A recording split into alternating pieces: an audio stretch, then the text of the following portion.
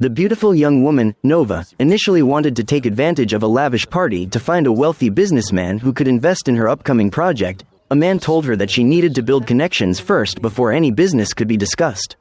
She agreed, but to her shock, when she entered the hotel room, there was only a dead body waiting for her. Nova immediately realized she had been framed. Worse yet, the victim turned out to be an Arab prince, and someone was planning to use this scandal to destroy the entire city she lived in.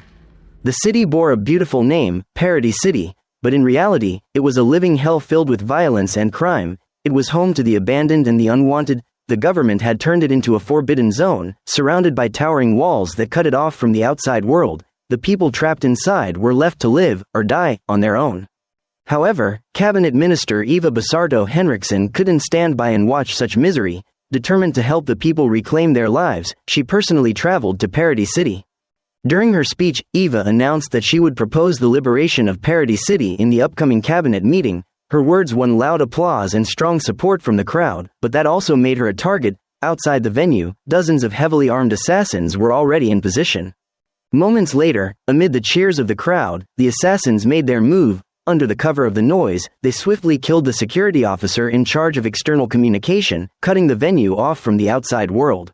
At the same time, other gunmen wiped out the remaining security forces nearby. They seemed to know the snipers' exact locations in advance, taking them out with ease. By the time the rest realized something was wrong, it was already too late. The assassins stormed into the crowd, seizing Eva in front of everyone. Security agents responded immediately, and Special Intelligence Officer Fredrika gave chase, determined to rescue the minister. But she was alone, vastly outnumbered. Fredrika was knocked down, managing only to protect key positions before her team arrived, but Eva was already gone. The incident was immediately reported to higher authorities. The Ministry of Defense ordered the Special Intelligence Bureau to deploy all resources to find and rescue Eva. However, with no clue about the kidnappers' identities, the investigation hit a dead end. Some hardline officials even proposed sending the army to annihilate Paradis City completely, to wipe out the filth once and for all. But that proposal was swiftly rejected. The lives of over 300,000 people couldn't be discarded so easily. Finally, the government decided to send undercover agents into Paradis City to locate Eva and her captors. Among the candidates, one man stood out, Amir, a former MMA champion now living inside the city. Recently, he had been diagnosed with a serious illness. To pay for treatment, Amir and his gang turned to robbery. During a heist at a local casino, they accidentally ran into a special ops team on a mission. For the soldiers, this was a gift-wrapped victory, and they immediately launched an assault. However, Amir and his partner reacted lightning fast. The moment they saw the special forces burst in, they dropped the stolen cash and made a run for it. But because of his illness, Amir couldn't get far. He was captured soon after, while his accomplice managed to escape. The director of the Special Intelligence Bureau believed they could turn Amir into an undercover agent for their investigation. Amir was brought before him, and after hearing the briefing, he expressed his willingness to cooperate and work for the Bureau. He even provided a militant group inside Paradis City called the Movement, which might be behind Minister Eva's kidnapping. Amir's new mission was to locate the leader of the movement, Abu Gharib, and extract information about Eva from him. If he succeeded in rescuing the minister, all his previous robbery charges would be cleared, and he would receive a generous reward. The offer was simply too tempting to refuse. Thus, Amir and Fredrika formed a temporary alliance and returned to Paradis City to investigate Eva's whereabouts. Before heading back, Amir visited his estranged wife and daughter, assuring them that he would soon find a way to fix their financial troubles. His illness had drained all their savings. They couldn't even afford next month's property tax. If unpaid, their house would be seized and auctioned off by the government, leaving them homeless. After saying goodbye, Amir guided Fredrika through a hidden passage into Paradis City. The path was dark and winding, and it almost seemed like Amir was deliberately trying to lose her.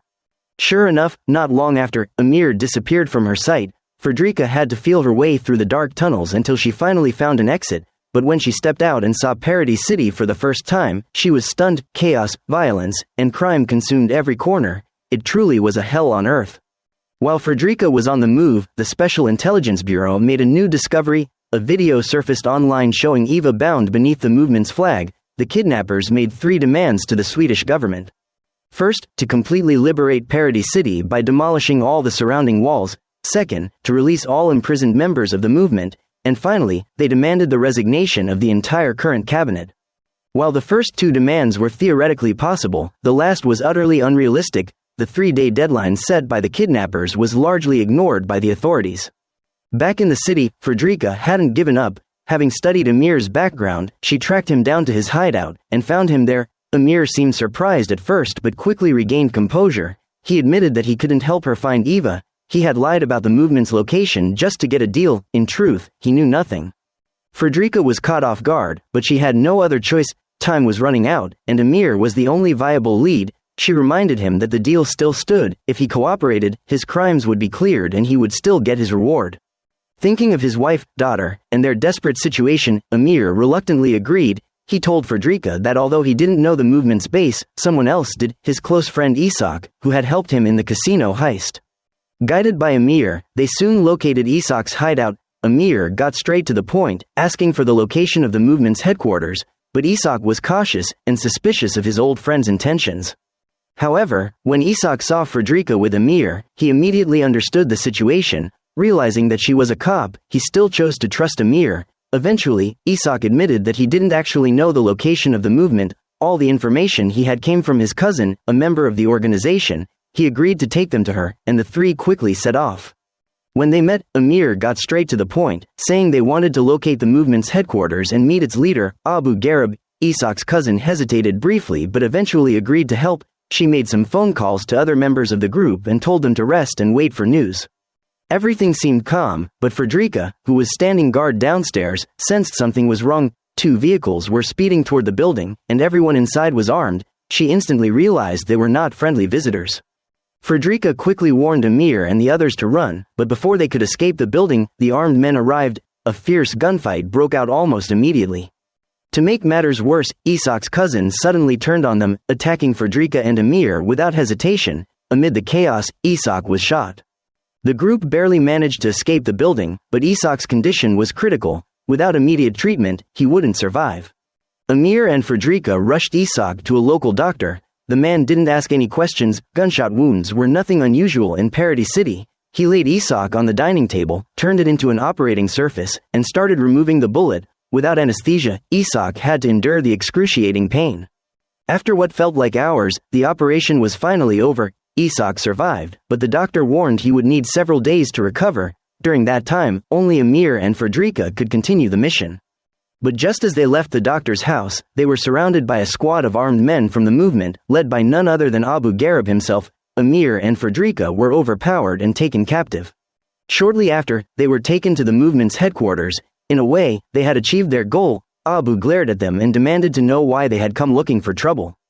Seeing Abu's confused expression, Amir realized something was off. He told him they were looking for Eva, the minister he supposedly kidnapped. Abu looked even more puzzled and insisted he had never kidnapped anyone, nor did he know who Eva was. "We don't have Eva, Abu Said. Someone's trying to frame us." His answer left Amir and Fredrika stunned. It was clear that Abu and his organization had been set up. Amir was baffled. He couldn't think of any other group in Paradis City powerful enough to pull off such a kidnapping. At that point, Abu mentioned another name. In the southern part of the city, there was another armed faction, nearly as powerful as the movement. Its leader, Roy Adams, was likely the one who kidnapped Eva and framed the movement. Abu agreed to have one of his undercover agents inside Roy's group cooperate with Amir and Fredrika. He released them and told them how to find the agent, codenamed Curly. Soon after, Amir and Fredrika arrived at a local nightclub where Curly was surrounded by Roy's men. The moment the guards spotted the 2 strangers, they attacked without hesitation. As a former MMA champion, Amir fought back fearlessly, but his illness took its toll. He began to falter and was quickly surrounded. Fortunately, Fredrika noticed the danger and managed to pull him out just in time. After a lot of effort, Amir and Fredrika finally managed to meet the informant known as Curly. He already knew their intentions but looked helpless. Although Curly had been working undercover near Roy for a long time, he had never gained access to any key positions. He was just an errand boy, completely unaware of the kidnapping plot. However, Curly did have another piece of information. During a recent meeting of the group, he saw a man with a birthmark next to his eyebrow. Curly didn't know who he was, but throughout the event, Roy treated that man with deep respect. Clearly, he wasn't just anyone. Hearing this, Fredrika immediately reported the information to the bureau chief and asked him to investigate the mysterious man. But as soon as he heard her description, the chief froze. He knew exactly who it was. Among all Swedish government officials, only one fit that description: cabinet member Philip Bond. Meanwhile, Philip was completely unaware that his identity had been exposed. He was attending an elegant party, planning his next move. Unfortunately, Amir's estranged wife, Nova, happened to be there, and she became his next target. Philip knew Nova's situation well. She was in financial trouble and attending the event hoping to attract investors. He approached her, claiming he could introduce her to potential backers. "It's just that he likes to have a little fun. I hope you understand what I mean," Philip said. Nova understood perfectly, but she was desperate for money and couldn't refuse his offer. After the party, Nova followed his instructions and went to a luxury hotel. Summoning all her courage, she opened the door, only to freeze in horror. Lying before her was a dead body in a pool of blood, and she immediately recognized him as the Middle Eastern prince she had met earlier that night. Shocked and terrified, Nova had no idea what to do. She knew she'd been framed but didn't understand why. Then, in a moment of panic, she grabbed the prince's luxury watch and slipped out, pretending nothing had happened. Later, Nova brought the watch to a local shop to sell it, hoping to ease her financial troubles. The store valued it at around 40,000 euros but asked for proof of purchase. Of course, Nova couldn't provide any documents, so she took the watch and turned to leave. But before she could walk out, the shop owner stopped her, handed her a business card, and said she could contact someone higher up who might buy it without paperwork. Nova thought the man was just being kind, unaware that this was the trap Philip had set for her.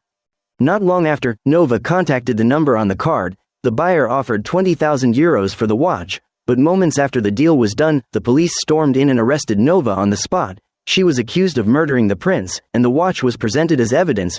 Her daughter tried to stop the officers from taking her mother away, and was arrested too, for obstructing law enforcement.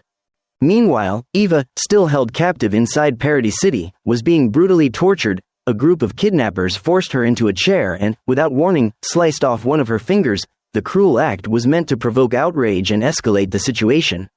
To the kidnappers, it might have seemed senseless, but to the man orchestrating everything behind the scenes, Philip, it was the perfect move in his grand plan. The scene shifts back to Amir and Frederica. Ever since Frederica reported the man with the mole above his eyebrow to the bureau chief, his attitude had become strange. He ordered her to withdraw from Paradis City immediately and stop investigating, as if he had completely abandoned Minister Eva. When Frederica pressed for answers, he vaguely replied that the case involved high-ranking government officials and would be handled by someone else. Outwardly, Amir said nothing and even advised Frederica to leave, but neither of them truly intended to give up. Amir pretended to escort Frederica out of Paradis City through a secret passage, but in reality, they continued the investigation. Frederica operated from outside while Amir stayed inside. She managed to smuggle in a small supply of rare white powder, worth hundreds of thousands of euros, which Amir used to approach Roy's gang, offering it as a membership fee. Roy was intrigued. "Welcome, champion. Long time no see," Roy said. "Since that fight, right?" But Roy wasn't stupid. His tone turned cold as he questioned where the drugs came from. He didn't believe Amir could possibly get such a massive supply on his own.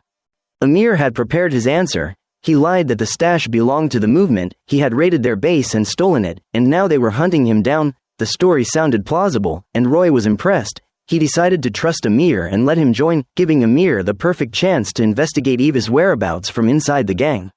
Meanwhile, outside the walls, Frederica was conducting her own secret investigation. She discovered that her ex-boyfriend, Ian, might be involved in the case, possibly even linked to whoever was truly behind it, so she reached out to him under the pretense of asking for help, even though they had been apart for years. Frederica subtly tried to get information from Ian about the kidnapping, but he gave nothing away. Then her phone suddenly rang. It was Amir. His voice was urgent as he said he'd found proof that Roy was behind Eva's abduction. Earlier, Amir had secretly searched several rooms in Roy's compound and found one that matched the layout seen in the viral kidnapping video. That confirmed Roy was the one who had kidnapped Eva and framed the movement. However, Eva herself wasn't there, so he kept searching. Amir figured that Roy was in the lab testing the purity of the shipment and wouldn't leave anytime soon. Seizing the moment, he explored more rooms until he found a locked door. When he opened it, he found Eva, missing a finger, imprisoned inside.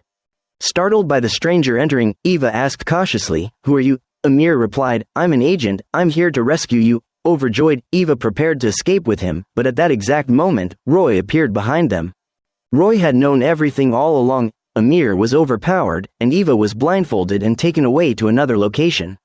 Amir was then brutally tortured by Roy and his men. Meanwhile, things took a dark turn for Frederica as well. After the call, she tried to sneak a look at Ian's computer, but he caught her and calmly drugged her unconscious. When Frederica regained consciousness, she was horrified to see cabinet member Philip standing in the room with his bodyguards. Ian stood silently behind them, his allegiance now clear. Frederica realized her ex-boyfriend was part of the plot to kidnap Eva, and unless something miraculous happened, she would soon be disposed of along with the secret she'd uncovered. However, to Frederica's surprise, Philip didn't kill her. Instead, he proposed an alliance. He claimed that Roy had broken their agreement, taken Eva away without permission, and that he didn't know where she was being held. He hoped Frederica would join forces with him to rescue her. Of course, Frederica didn't believe a word of it. She suspected Philip only wanted to use her to eliminate Roy and his men, so she firmly refused. Realizing she wouldn't be fooled, Philip said nothing more, turned around, and left, instructing his bodyguard to take care of her. Thanks to her years of field experience, Frederica managed to stay on her feet despite being overpowered. Ian, seemingly remorseful, suddenly stepped in, trying to stop the bodyguard and pleading for Frederica's life, but to the cold-blooded enforcer, Ian's interference was nothing but suicide. Taking advantage of Ian's distraction, Frederica launched a surprise counterattack. She targeted the bodyguard's weak spots and quickly gained the upper hand. Moments later, she had him in a chokehold. What she didn't expect was that the man was only pretending to be dead. When she let her guard down, he suddenly lunged at her, but this time Frederica was ready. After a fierce struggle, she snapped his neck, bringing the brutal fight to an end.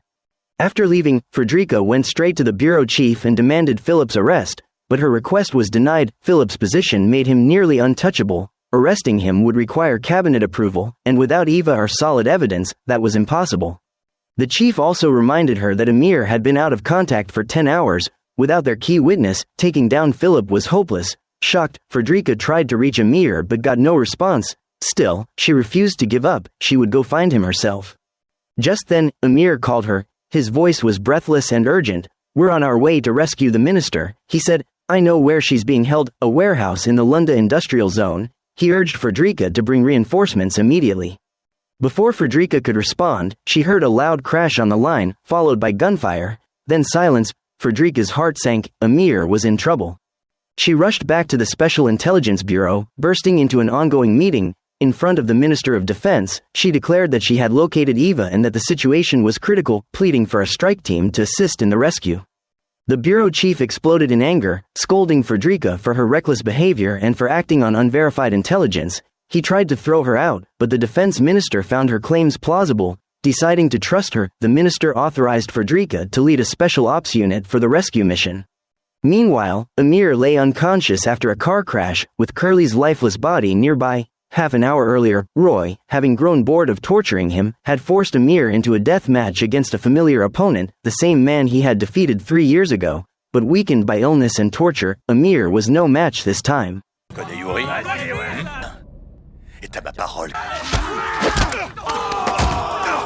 Just as Amir was about to be finished off, Curly suddenly sprang from the crowd, firing wildly and throwing the entire place into chaos.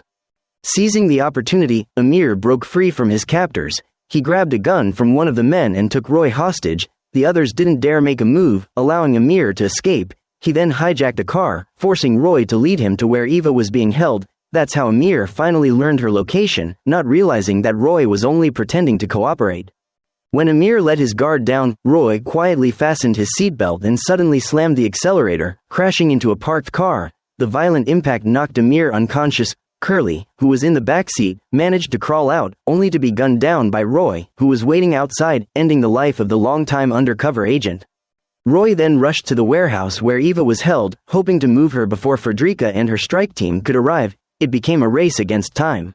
Meanwhile, Eva, injured and exhausted, refused to give up. After a long struggle, she managed to free herself from her restraints, but just as she tried to escape, she ran straight into Roy and his men, and was immediately recaptured.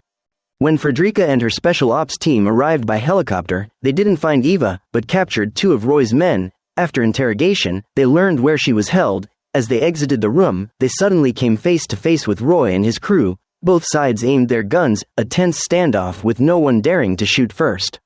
But one of the supposedly dead enemies suddenly rose and opened fire from behind, igniting chaos. A brutal gunfight erupted instantly.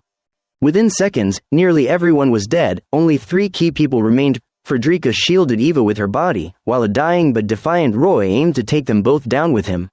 Just then, a gunshot rang out from behind Roy. He fell to the ground, lifeless. the shooter was Amir, awake and barely standing, but right on time. Without hesitation, the three ran out of the warehouse, thinking they were finally safe, but outside, Roy's remaining men were waiting in ambush. With no other choice, Amir stayed behind to hold off the attackers, buying time for Eva and Frederica to escape. He watched them board the helicopter, believing it was finally over, unaware that a sniper was still waiting on the rooftop. With most of the strike team already dead, the assassin easily took out the remaining soldiers and prepared to shoot Eva and Frederica, but Amir, bleeding and barely able to stand, arrived just in time to kill him.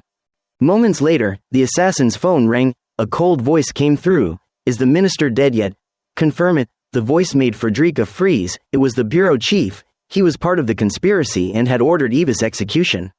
From that moment, the bureau chief's true face was revealed. He quickly mobilized a new team to clean up Frederica and anyone connected to her. Meeting with the defense minister, he falsely reported that the rescue mission had failed, blaming everything on Frederica, labeling her a traitor, and urged the army to eliminate her and her team.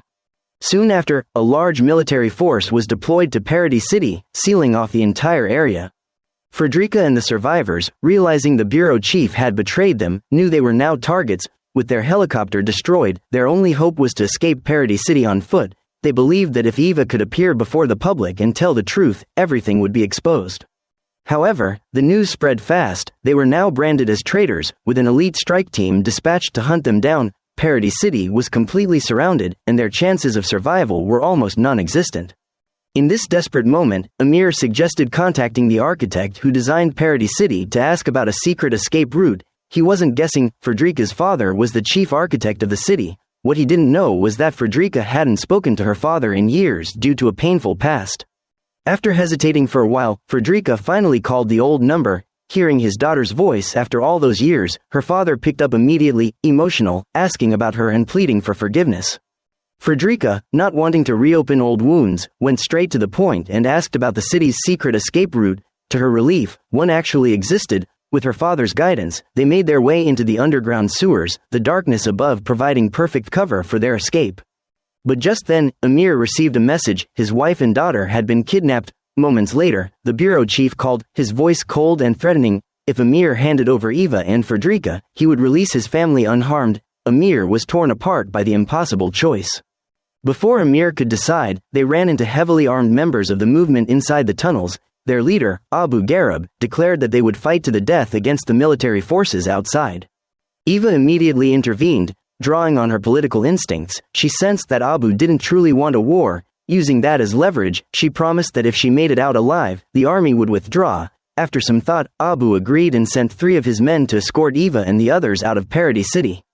Under the cover of night, they finally made it beyond the towering walls. As they prepared to return to the Special Intelligence Bureau, Amir made a fateful decision. He turned his gun on Eva and Frederica, intending to hand them over to the bureau chief in exchange for his family's freedom. Believing victory was his, the bureau chief released Amir's family first, then approached to take custody of Eva and Frederica. But midway through the exchange, Amir turned on him. After all they'd been through, he and Frederica fought in perfect sync. In the fierce shootout that followed, they killed the bureau chief and his men, but Eva was fatally shot, and Amir collapsed, gravely wounded. Soon after, police vehicles surrounded the scene, and the defense minister arrived. It turned out she had long suspected the bureau chief and now finally saw his true face. Thanks to her intervention, Amir was rescued, and even his supposedly incurable illness was successfully treated. Frederica, however, wasn't so lucky. Philip and his powerful allies were too deeply rooted. Even the defense minister couldn't touch them without risking civil conflict. Sweden still needed Paradis City as a restricted zone to contain dangerous criminals. Thus, the minister chose to preserve the status quo, and Frederica became the scapegoat to calm public outrage. She was arrested and taken away, awaiting trial. The architect watched silently as his daughter was led into the police car, his expression unreadable. No one knew what he was thinking. And that's the complete story of the newly released film Paradis City. The ending remains open, clearly hinting at a possible sequel. Will the architect father take action to change his daughter's fate? Who knows, he might even go to prison himself, setting up a brand new Prison Break style storyline. And that's all for today's video. Thank you for watching, and see you in the next recap.